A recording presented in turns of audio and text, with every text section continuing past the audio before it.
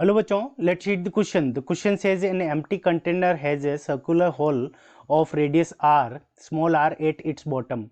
The container is pushed into water very slowly as shown.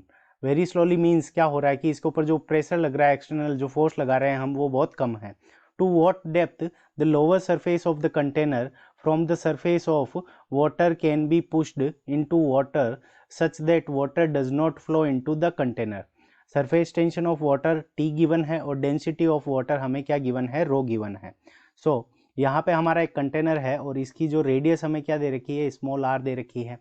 अब इस container को हम क्या कर रहे हैं, स्लोली नीचे की तरफ लेकर जा रहे हैं.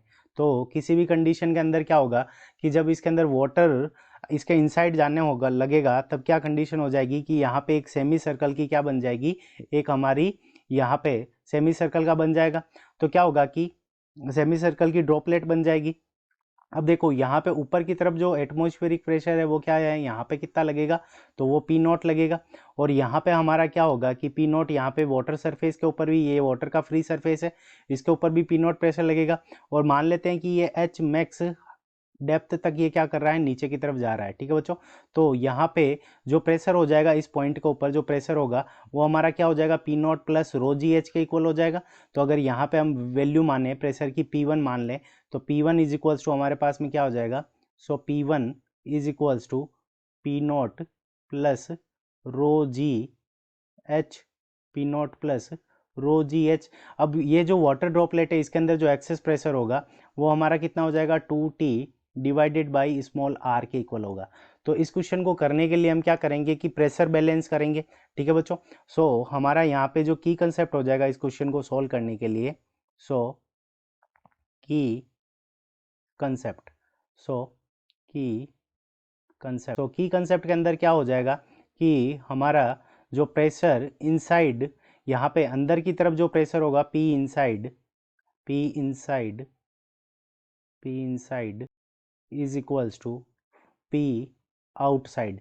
आउटसाइड मीन्स वाटर सरफेस के कारण जो लगेगा वो हमारा क्या हो जाएगा, वाटर के कारण वो पी आउटसाइड हो गया. वाटर के कारण जो प्रेशर वो आउटसाइड, और कंटेनर के कारण जो होगा वो पी इनसाइड. तो पी इनसाइड की वैल्यू कितनी होगी, तो यहाँ पे हमारा क्या है, एटमॉस्फेरिक प्रेशर लगेगा.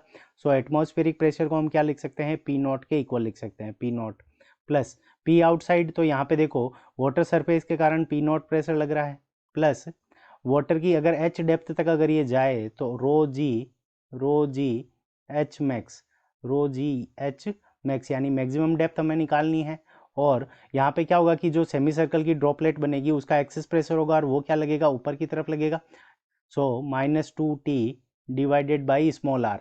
सो यहाँ से हमारा क्या हो जाएगा कि पी नॉट और पी नॉट ये दोनों एक दूसरे को कैंसिल कर देंगे. सो पी नॉट और पी नॉट दोनों एक दूसरे को कैंसिल कर देंगे. तो हम क्या लिख सकते हैं, एच मैक्स यानी मैक्सिमम डेप्थ जहाँ तक ये जा सकता है और कंटेनर के अंदर वाटर नहीं आएगा तो उसकी वैल्यू कितनी हो जाएगी, so 2T divided by r rho g r. ठीक है बच्चों. तो 2T divided by rho g r, ये हमारे इस क्वेश्चन का करेक्ट आंसर हो जाएगा. तो maximum depth h max is equals to 2T divided by rho gr. So this is our correct answer. I hope you understood it well. Best of luck. Thank you.